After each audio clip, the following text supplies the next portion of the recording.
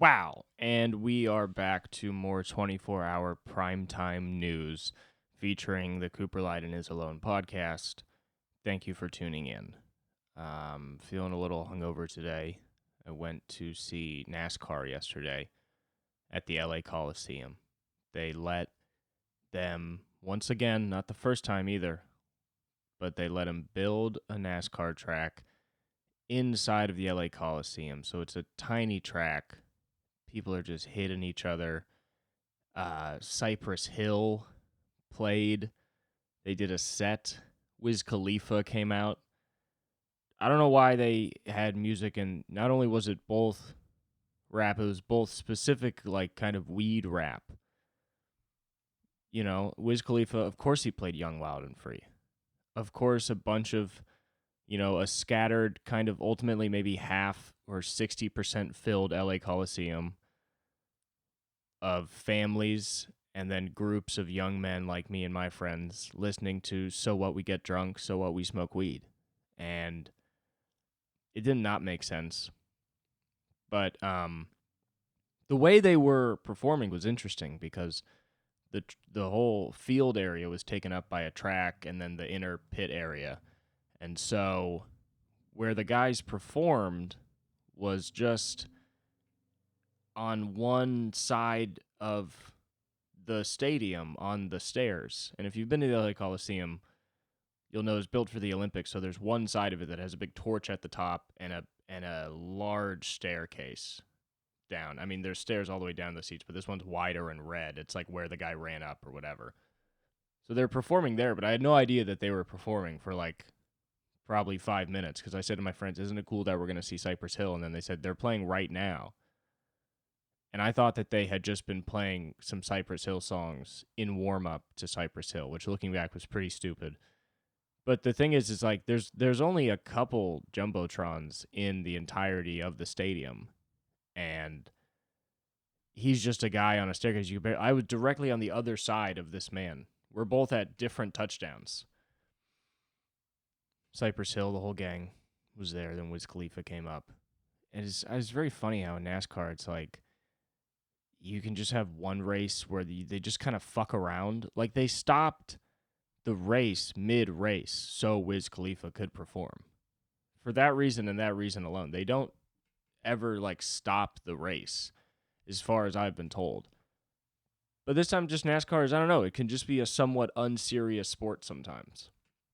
Where like I guess this race counts for something, but it's like so not an actual race just because it's like an exhibition almost. But I think it still counts. Like somebody's getting scored, they're getting ranked by it, which is very funny. That would just be like, if the fucking LA Rams were like, yeah, we're going to play inside of a basketball court this time, just at a youth basketball court.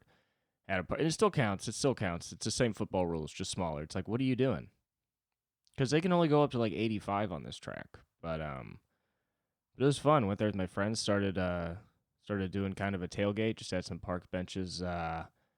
So no actual tailgate, but near the LA Coliseum at like noon. And I had drank, I think like 5 drinks before I went in, and then I had maybe 3 or 4 more inside. And I got so drunk that at one point I just escaped. That was how I got home. I Ubered there with a couple of friends, but our plan wasn't necessarily to go back to mine together. And at one point I got up for like the 15th time because I have to pee so goddamn much when I drink. And I would just get up. I wasn't trying to hold it. I was like, I'm just going to go if I have to go. So I was getting up and getting down, just hammered, trying to find section 312, row 20 every time. You know when you find your seats in a stadium? I did that like 15 times. Just drunk. I ate 6 hot dogs over the course of the day, 2 of them on the escape. Because I was just getting up and down, and the last time I went to go to the bathroom, I just realized I didn't have to go back to my seats. And I just called my friend. I was like, can you just tell everyone that I left? And he was like, yeah, no worries. And I just drunkenly then began leaving the area of the Coliseum and the Natural History Museum and SoFi Stadium. And something happened where I just went deeper into whatever area this is, because there's no like streets there. Like it's like the Coliseum's there, and then there's like a museum there, and USC there, and SoFi Stadium there. So it's like there's no actual streets that cars can drive through for like a whole 2 miles of just walking. And I was just so, and there were so many. I could have gone back the way I came. That would have been the right move. But instead, I was like, I'll just walk because it's an Uber, so I'm going nowhere. I just have to get to a street. I'll just walk and I'll just find a street. And at one point, I was looking at SoFi Stadium and I was like, I never walked past SoFi Stadium. I don't know where this is. Once again, not even hitting a street, just in the pathways around this whole campus of sorts. And was just walking, and just every 0.2 miles, there would be a new batch of people selling hot dogs. I got 2 on the way. I was just walking around, lost, not knowing where to go, and then somebody would be like, hot dog? I'd be like, I would like a hot dog, actually.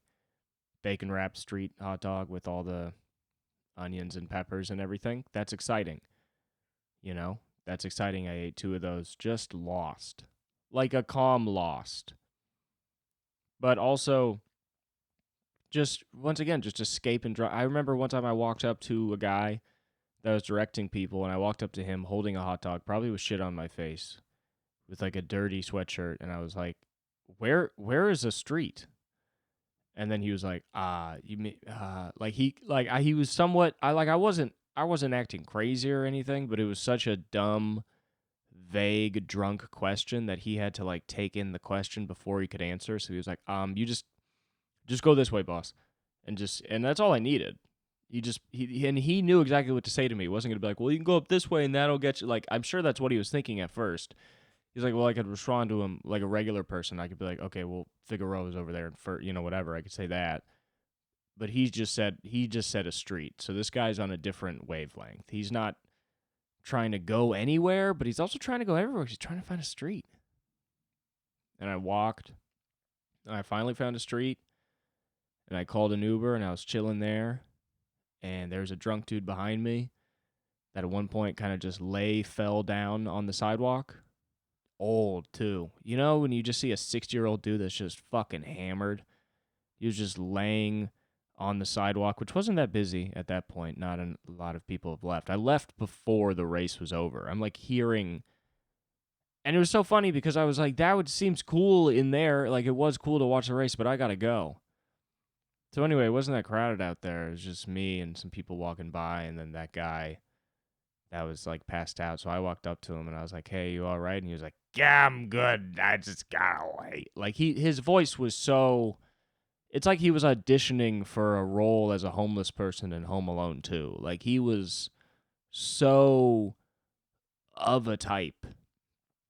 But he wasn't a homeless. It was like he was just an older drunk dude that was like, like he had a pirate voice. And I asked him if he was all right. And then at one point a cop came up to him and was like, are you all right? And he was like, yeah. He's like, all right. I need you to stand up for me, though. I can't just like leave you laying. And he was like, all right. And then I was a little drunk, but from what I remember, the guy tried to get up a few times and just didn't really work. And eventually the cop just walked away, which is good, you know? I think it's good that cop was like, all right, well, you know, because you know when like you're not a doctor, but you see a guy laying on the ground and you're like, he kind of just needs to lay on the ground. You know what I mean? You're like, I know that I'm not the smartest guy in the world, but I can tell you what, this guy just needs to lay down right now. And it does have to be here. And I was far from that, but not as far as I'd want to believe from that, you know, because like I was wobbling a little and I felt self-conscious, and then I looked at him and I was like, well, he's pretty all right. And I was like, this is kind of a beautiful thing, a young man who's drunk and an old man who's so much drunker, just so much more hammered. And at that point, you can't look at him and be like, he can't handle his shit. It's like, no, that guy's been around long enough to know that he could not do what he did. He's been around long enough to know that was probably gonna happen. And I bet he just let it. And I bet he fucking took the bus down there or some shit, or Ubered, or just had some plan. It's like an old Greek guy or something. I don't know. He really did look like, you know how in every pirate cartoon or movie there's a background pirate? One of the background pirates will be a guy that's like kind of fat with like a funny belly, and he's wearing a red and white striped shirt, and then he has like probably a red bandana, and he's like bald under, but he wears the red bandana, goes around. It's not like a streak, it goes around the whole head, kind of like a skull cap. I know that makes sense to some people. This guy was that guy. That was what he looked like. So he kind of had bad teeth, like a live action iteration of that, if you can imagine. Kind of like an evil, fat Michael Keaton. But he wasn't evil. He seemed like a good guy. And he was responsive, But I was just waiting there on that street, eating a hot dog, looking at another hot dog cart, thinking, should I do a third exit hot dog? That was my second on the walk out hot dog. I had about 3 hot dogs in the stadium, and then I had one before I went in. That was the bacon wrapped ones. It was a hot dog day. But I was leaning on this fire hydrant. You know how sometimes leaning is almost more dangerous than standing because you trust the thing you're leaning on? Where I started leaning on that fire hydrant, and then I just almost made myself fall by leaning too hard and going over the whole thing. But, I mean, I'm just waiting there, and this fucking Uber is, just stuck at this intersection for, 3 minutes. And I'm the level of drunk where I feel like I'm doing something wrong, and it is a calm street. And I finally realized that the street I'm on is, closed. There's a couple cars somehow coming down, but I think they're exiting on a part of the street that was already closed. Whatever. But I was waiting for an Uber on a street that I don't think the Uber could come down to for I mean, could have been 5, could have been 10. Fuck, could have been 15, because I was definitely walking for 30. Just exiting. It made no sense how I took that long to. I think I just stayed in between streets and could have taken a left or right anytime, but just went straight in between those streets for so long for no reason. But I was waiting there, and finally I text a guy. I'm like, can you get to me? And he doesn't respond, and I just cancel it. Cross the street, go into a gas station, drunkenly get chips, then stand on another street, call an Uber. Shit's pretty fucked now, and I'm just out there 5'9", 140 by myself, eating bugles, leaned up on shit, hoping this Uber shows up. And it's fucking packed, and I'm like, damn, now he's getting caught in the traffic of people leaving, fuck. And eventually he shows up, but he shows up at a gas station over across the street. I go to him, I get in, and everything's okay. I get in, then I arrive at my house, and I'm woken up by arriving. He stopped the car, and I was like, oh, okay. Which he probably did on purpose, and was a good move by him. And then my girlfriend showed up right at the same time.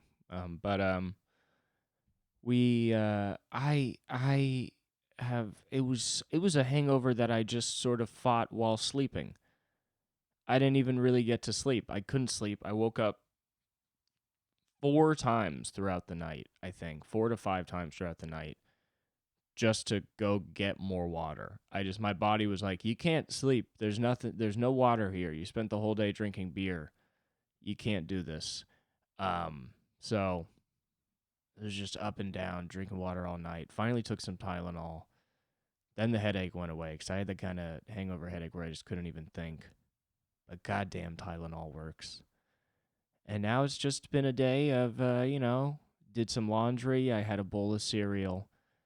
I've accomplished very little. But that's what happens now that I only drink once a week.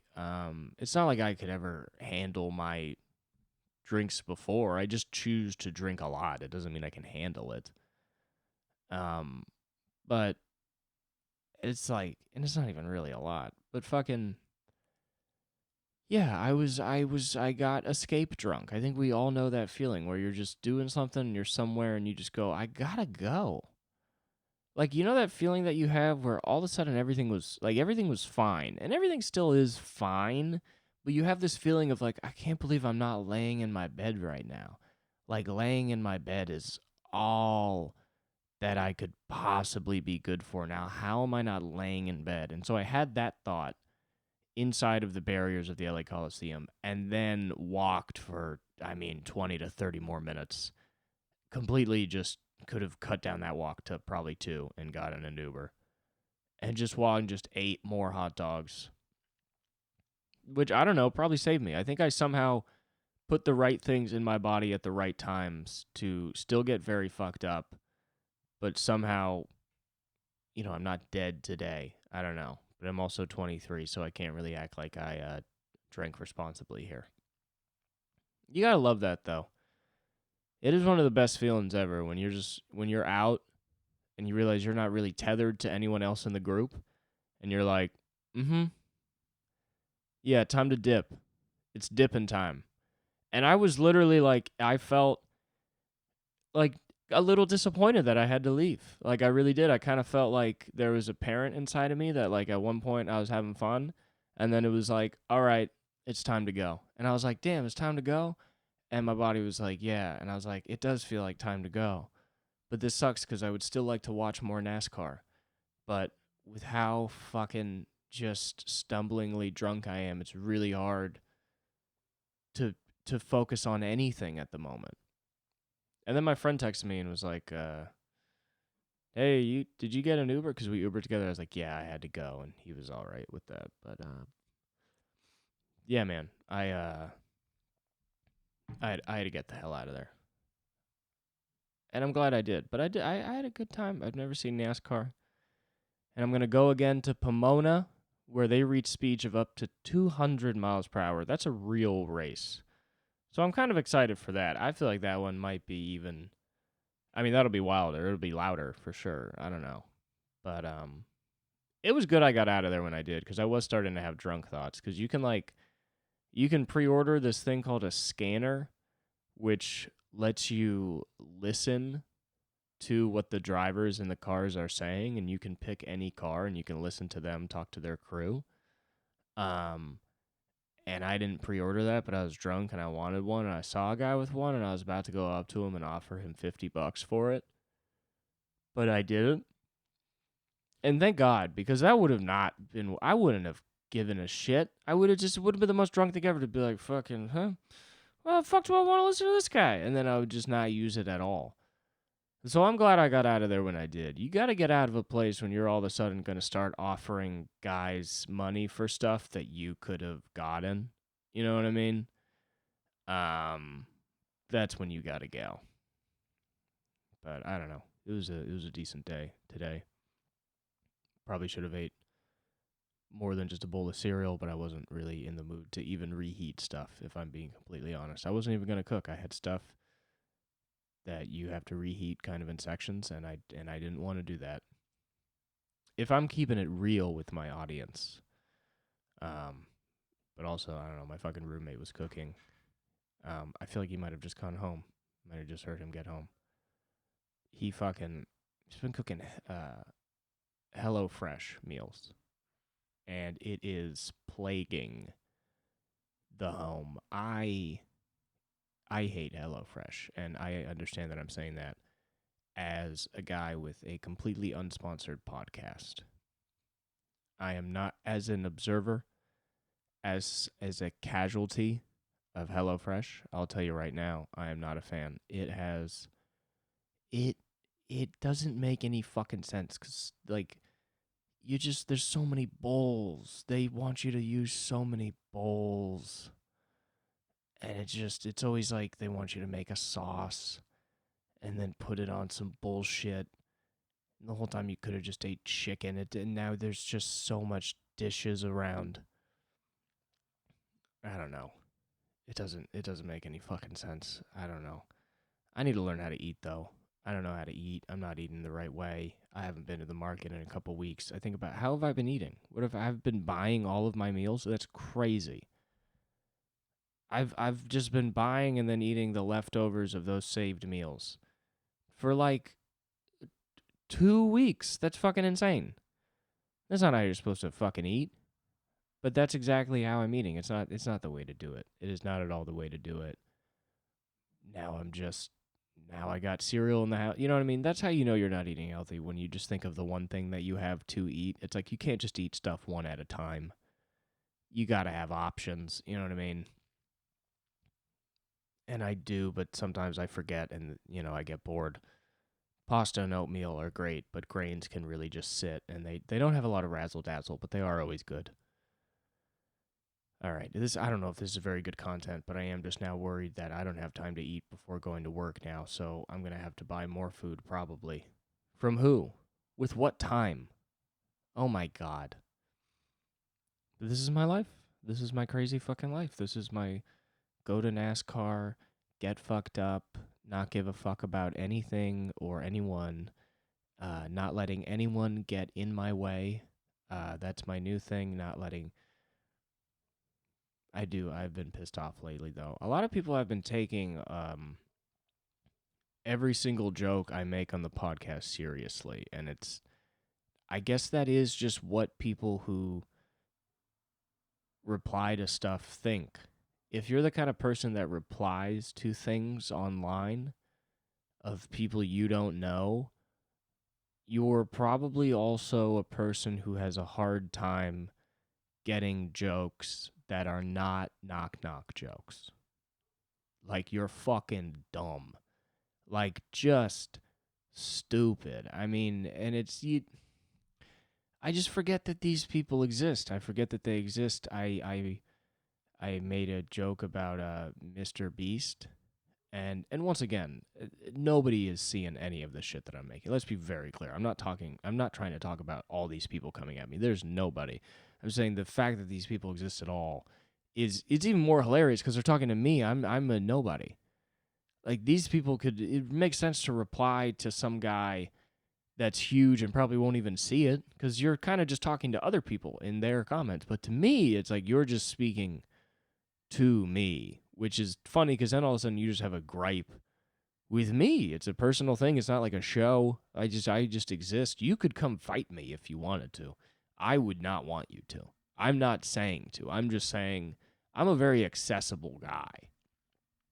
So replying to me like a talking head, like the same way that you would a famous person, it's a bad idea because I am a guy that nobody's supposed to pay attention to.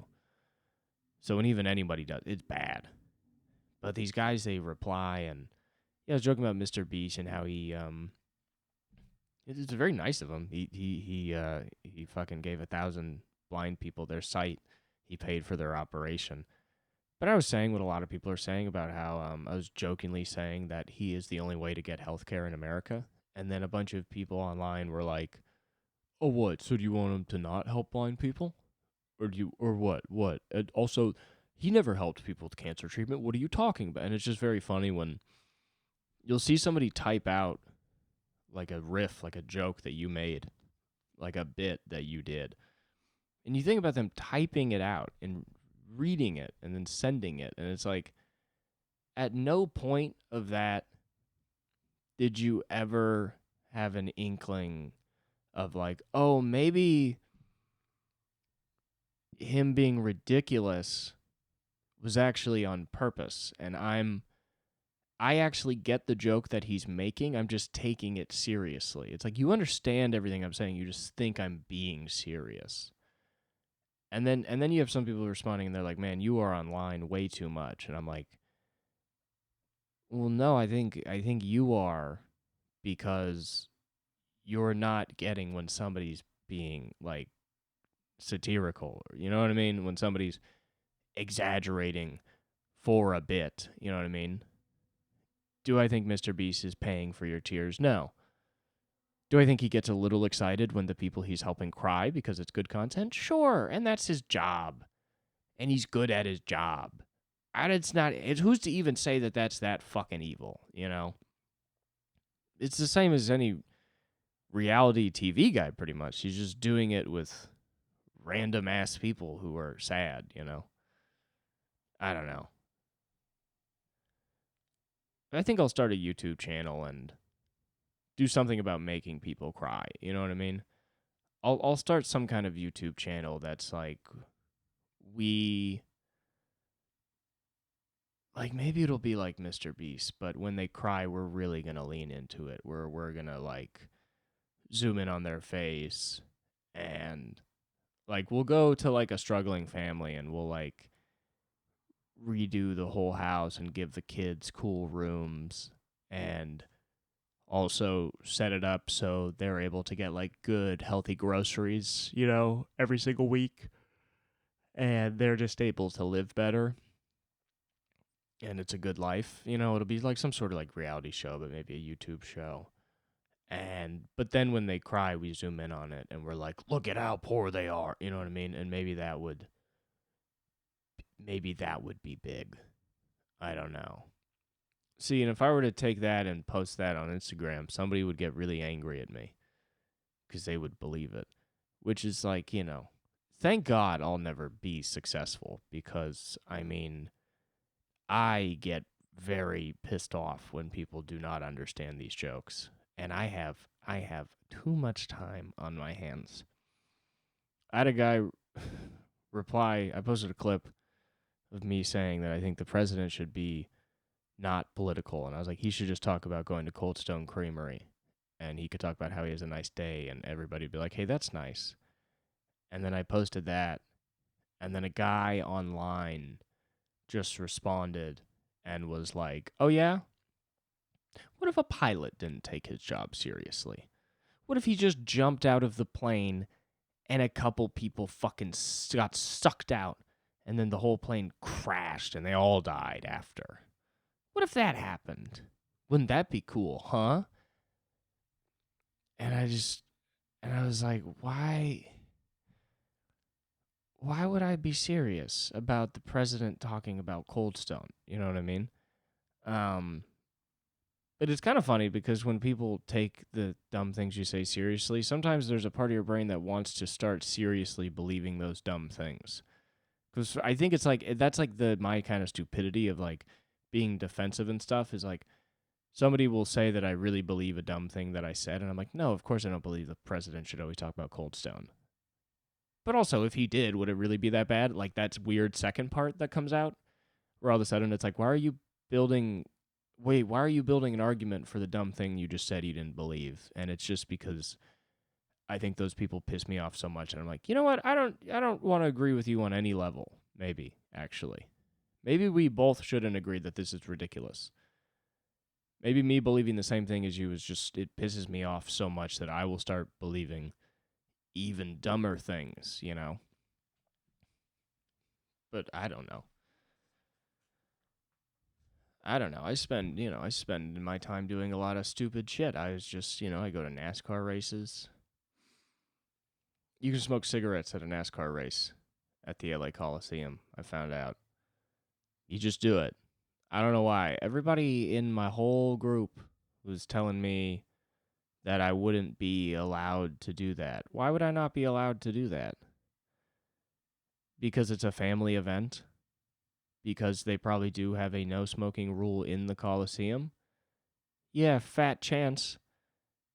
The shit was not filled up enough. I realized that's the rule, is if there were people sitting like directly behind and in front of me, there's no way that smoke wouldn't, blow up in their fucking faces and piss them off. And I understood that. But there's nobody back there, really. They were all too far away. The smoke dissipated by then. If somebody was like, or was like, can you not do that? I'd be like, hey, we all know that you're 30 feet away with a lot of wind up here. You're just getting sniffs. You're not actually getting smoke on you. There's just an aroma in the air. I started smoking, and all my friends were like, you can't smoke in here. What are you doing? My friend started timing on his phone. He was like, that was actually the roommate that does HelloFresh that came home. If you heard that slam of a door. That's great. But it was just blasting cigs. Just blasting cigs. And if you think it's funny that I referred to it, what else do you call it when you're smoking cigarettes at a NASCAR race? You're not smoking cigarettes, you're blasting cigs. And all my friends were like, you can't do that. And I like to really play the part. So I was at a NASCAR game and I was at a NASCAR race, So they're like, you can't do that. I was like, what did we fight for? What did we do all the fighting for? Sorry, why did we win World War II? I thought it was so I could smoke in the stadium and be free. The whole be free argument is really good because you can just put it on anything anybody is telling you not to do. And it doesn't really have to mean anything, but you just appeal to that greater argument, and then you're not really right. I mean, you're right to a lot of people, but you're not really right. That is the best when you're just being a piece of shit and somebody's like, what the fuck are you doing? You're like, I thought we were free. And then everything you say from then on starts to sound like you don't want them to be free. That's why it's the most fun argument ever. I thought we were free. Well, you are free, but you can't smoke. Well, that doesn't sound free to me. And then you just back and forth, and then eventually, if you do that enough, you get to beat Hillary Clinton to become president of the United States, I mean, that's how far that ideology can take you. Ideology is important. I mean, that's why I'm really trying to get this cult, this revolution, this following off the ground, you know what I mean? But it is tough. I mean, the view count, although already small, is going down, It is going down. I'm aware of that. So maybe, maybe I've already had the heyday of this podcast. I don't know.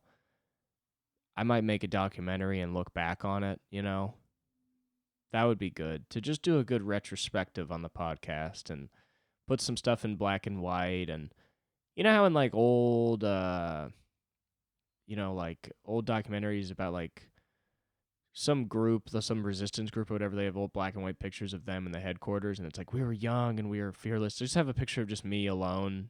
I was young and fearless, and I mean, the era of episodes 9 to 12 was, a moment in time I'll never forget, and then after that, I kind of stopped posting clips online enough, and less people subscribing, and the people that I listened to already kind of lost interest. And, I was really just trying to push one more person each to the show. And then when I stopped doing that, they all just, left. And I didn't realize that's what I had to do, and now, I still do the podcast, but me and the band don't really talk to each other anymore.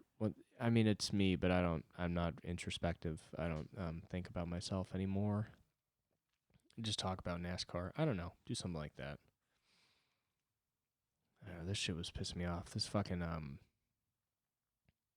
one of my old roommates, I hope they don't listen to this. If they do, I'm sorry, but they definitely don't.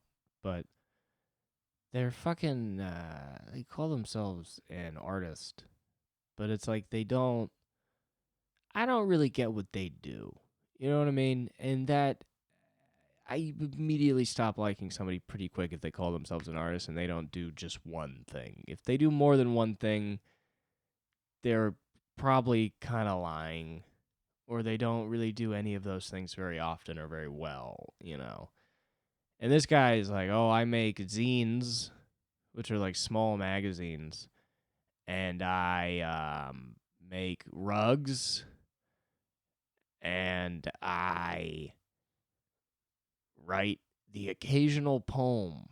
He said he made this whole video talking about how art is his whole life, and he loves art. He's big on art.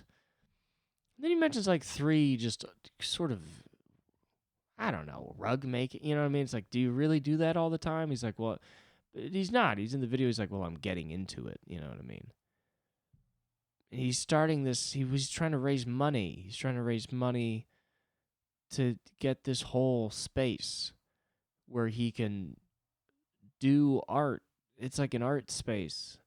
It's just a physical space to do art in, which is like, you just do that. Like, I'm just in my house. And it's not even them. It's like all these people that do this weird thing where they're like, I'm an artist. I just got to get this thing first. And then I'm a fucking artist. Like, then I just can't do it right now.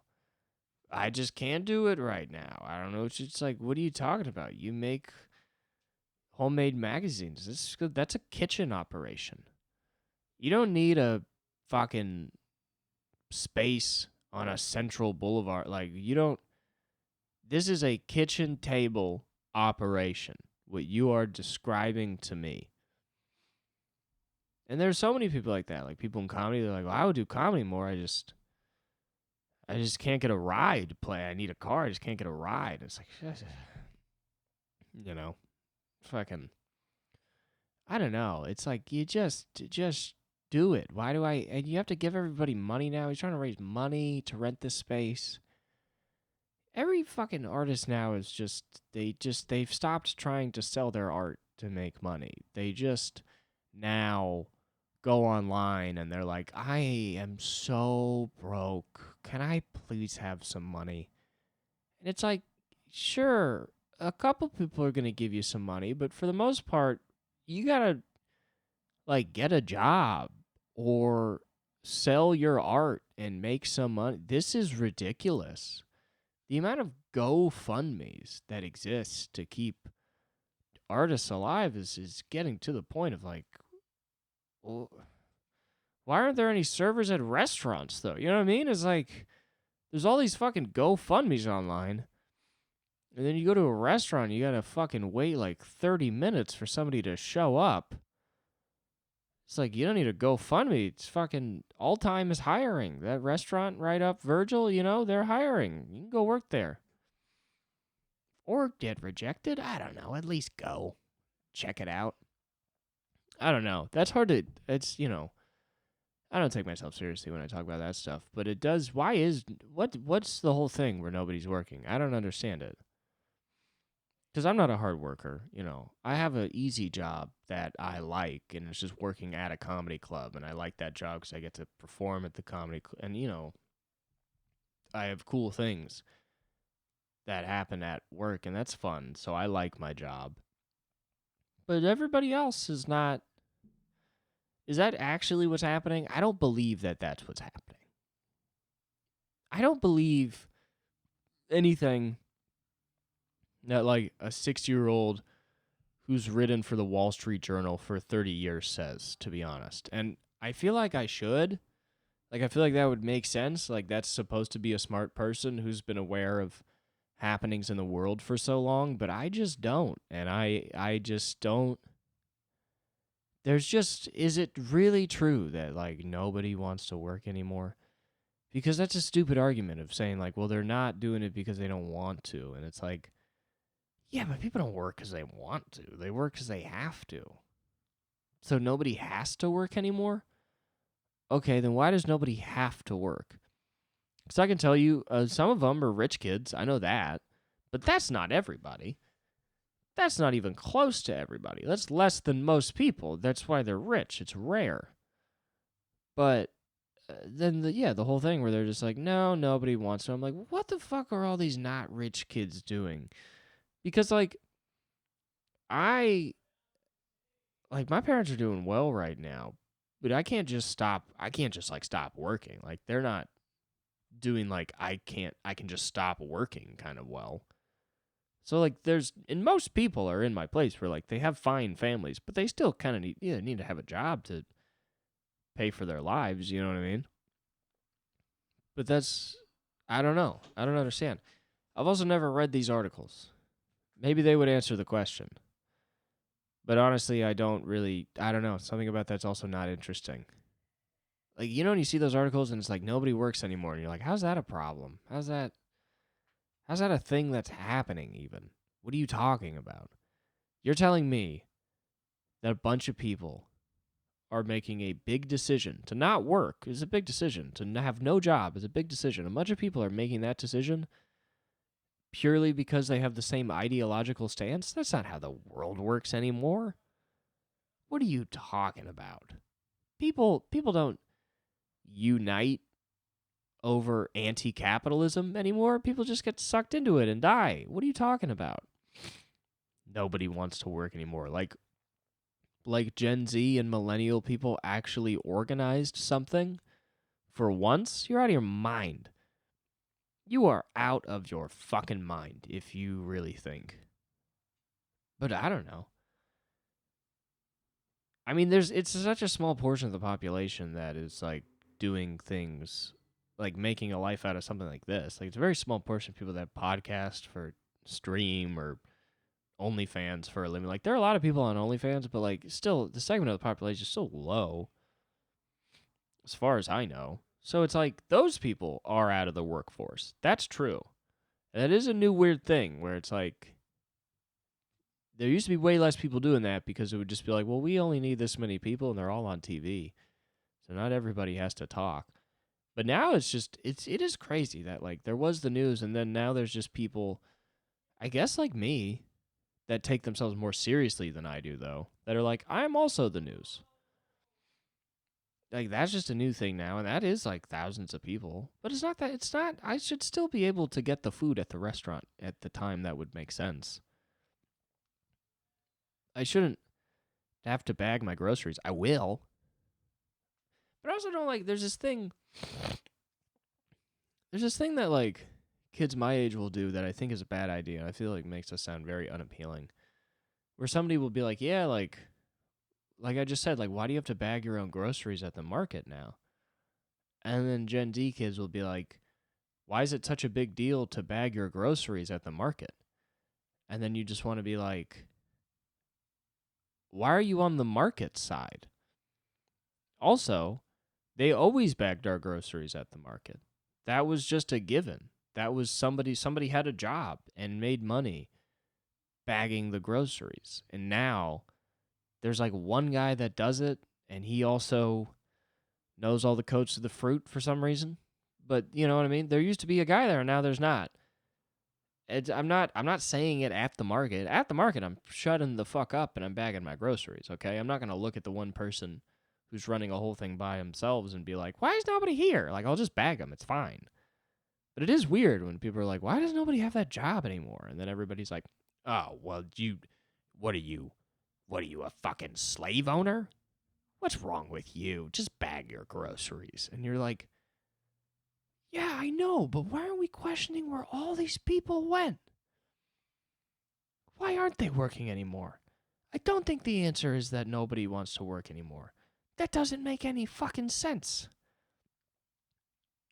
I also keep hearing that no jobs are hiring people, which seems weird. None of this makes sense to me. I'm just wondering, where did all the people that were bagging the groceries go? Do teenagers not work anymore? Like, didn't 16-year-olds used to have jobs? Not even in, like, a when our nation was better. I'm not even saying that. I'm just saying, like I had a job when I was, like, 16. It didn't make me a hardworking person or my life any better, but I'm just saying somebody had a busboy. You know what I mean? Like, I had money. That was cool. I don't regret it at all. I don't think it was a bad idea. Why don't they work? Why can't they pack the groceries? Where are these guys? What are they doing? What are they out there doing? You gotta bring home some paper. What the hell's going on? You get the job and you get to buy stuff. That's exciting. I don't know. You also just like, what I'm saying is I don't even sound old right now. But now, if you do ask, like, what happened to that? You sound old. What happened to that position? Isn't it weird that was like a whole... That was a whole position. And there's some things that like stopped happening during the pandemic. I feel like somehow that has to do with the pandemic. Like they had to hire less people so the bag boys were the first to go or some shit, or they didn't want to work and they didn't have to. I don't know. But yeah, the bag boys are like something that just went away during COVID. And there's a lot of stuff that went away during COVID that we realized we didn't really need, like in-person work meetings all of the fucking time. They realized they could be Zoom, and that's great. Some people can work from home, and that's a better life for them, and I'm happy for them. But then there's other stuff where you're just like, nah, we need somebody fucking bagging the groceries. This doesn't make any sense. Where is he? Was he skateboarding? Get him in here. I don't know. A lot of people on Twitter that are like, I don't want my teenager to work. I want him to get to be a kid for as long as possible. And it's like, yeah, don't make your 12-year-old have a job. Sure. But 16 is an age where, like, having a job is, like, cool. Like, that can kind of line up with your life. You can do something on the side and then all of a sudden have money that your mom, for the first time in your life, that like if your parents ever gave you money and then you go to make your own, it's the first time in your life where now all of a sudden your parents don't know how much money you have. That's exciting. That's a great time to do drugs. And you're losing that because, your parents give you $50, but that sucks because you go out and you spend 35 of it on weed and then 15 on food, and then you come back and you're like, can I have some more money? And your mom's like, I gave you $50 yesterday. And you're like, I got food. And she's like, food isn't $50. What'd you spend that on? You're like, I got some soda. And they're like, that doesn't make any sense. Where's all your money? And now you got to go to military camp or whatever. I don't know. But point is, it's like, why would you not want a job? Like, and you got a car and shit. Like, you need to start buying stuff. I guess that's sad because you're saying you should participate in the capital thing, but you've been part of it the whole time. I'm talking about Americans here. It's not bad to get a job. It's a good time. You get to make friends. You get to, I don't know. You get to buy weed with it. And that's exciting, that gets people amped. I'm going to go to work, and then I have to go to work. I'm going to be late to work, actually, because I recorded this. But I'm going to come back, and after that, I'm going to bang out the final 15 minutes of this episode. So that's kind of fun. I'll give you a post-work recap. I'll let you know how it went. Thank you, guys. I'll see you soon. I got fucking sick. That's how work went, is I left, and I had a little bit of a sniffle, and I worked on the patio of the Comedy Store. I sat on the patio and checked people's IDs, and just slowly, over the night, sitting outside, got sick. Again. Or I've literally, I think, just been sick for a month, but like several times. I have like 2 days off, and then my body's just a fully just open highway for any fucking pathogen that wants to come in, I guess, because now I got green phlegm. So there's something in me. We know that. There's something in me. I am going to just go full agoraphobic and just not go outside because I don't think I have an immune system. I don't know what is going on. I mean, I smoke, I know that, but I'm also 23. Like, there's enough other shit in my body that beats the smoking, just being my age and shit. So I don't understand why I fucking walk outside and get sick every single day with a new illness. I am done. I'm angry. I'm just angry that I just can't be a normal fucking person who isn't weak or some shit. Like, how do you live like this is what I don't understand. Is how the fuck do I live like this? I don't. I'm very weak of spirit, and I have been just sort of on and off sick for like months.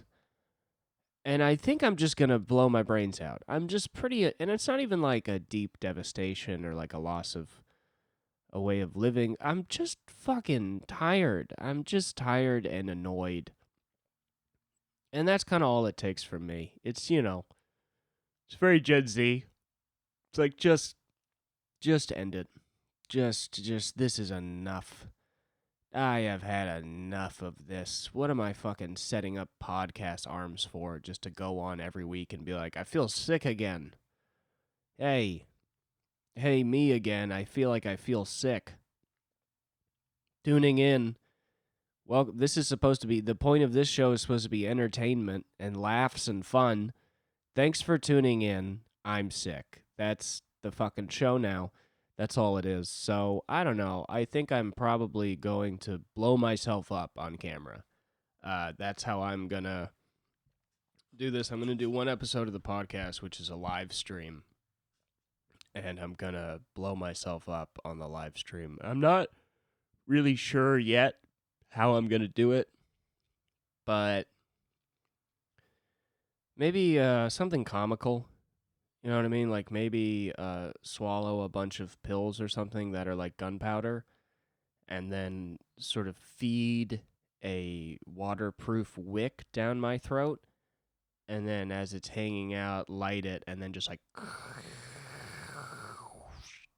and that would be, I don't know, that would probably get this up to like 100 viewers. If I blew myself up. Isn't it funny that if I live streamed blowing myself up,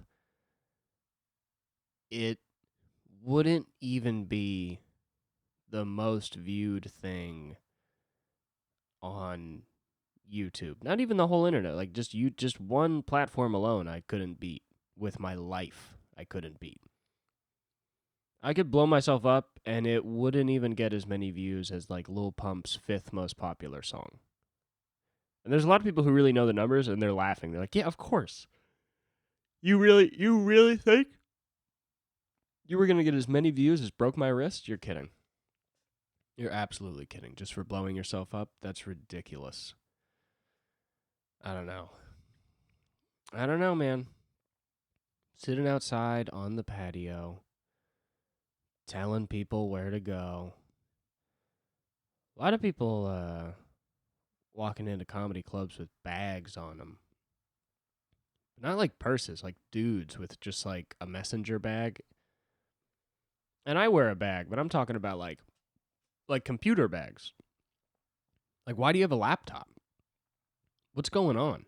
You know? Some people just, I don't know, it's funny because comedy is a very delicate art form. Like, you have to sit down, you have to listen to those words, and you have to hear the ideas develop, and you have to stay with it, and it's, you know, it's important to really be present and not have a lot of other things going on. But it's not what you get with a comedy audience most of the time, is you just get people that don't know where they are and they don't know why they came and they're not that excited to be there to begin with a lot of times.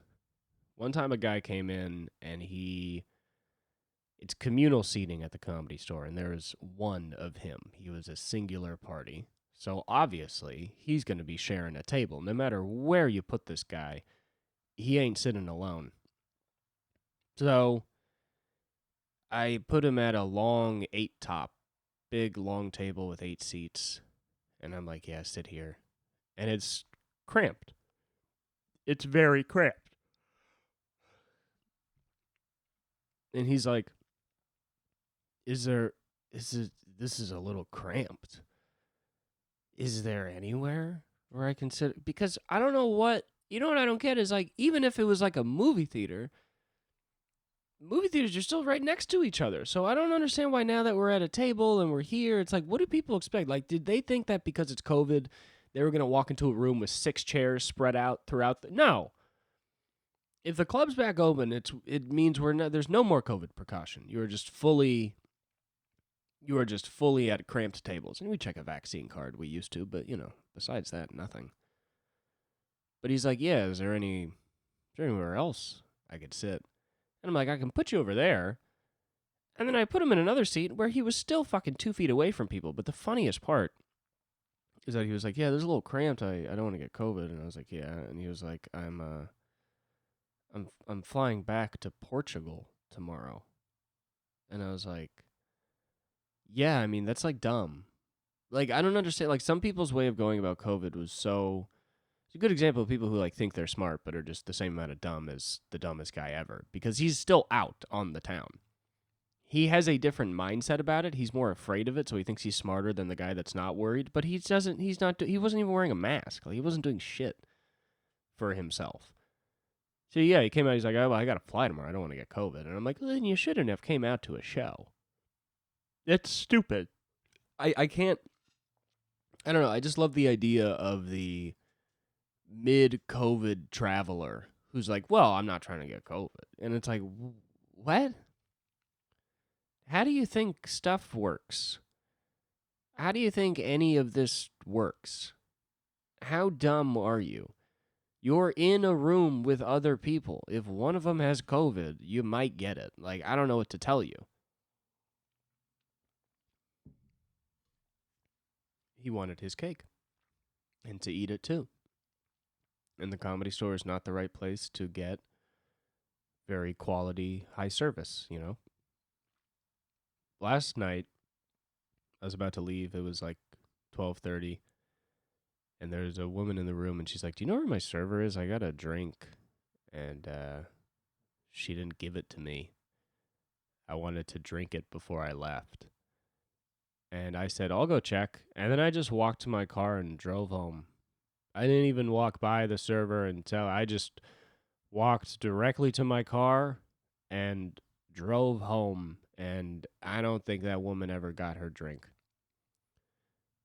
And that's the kind of service that you'll get if you come to most comedy clubs in America. A lot of times people think the customer's always right. I looked at that lady and she was already drunk and it was 12:30 and I was like, nah, customer's wrong.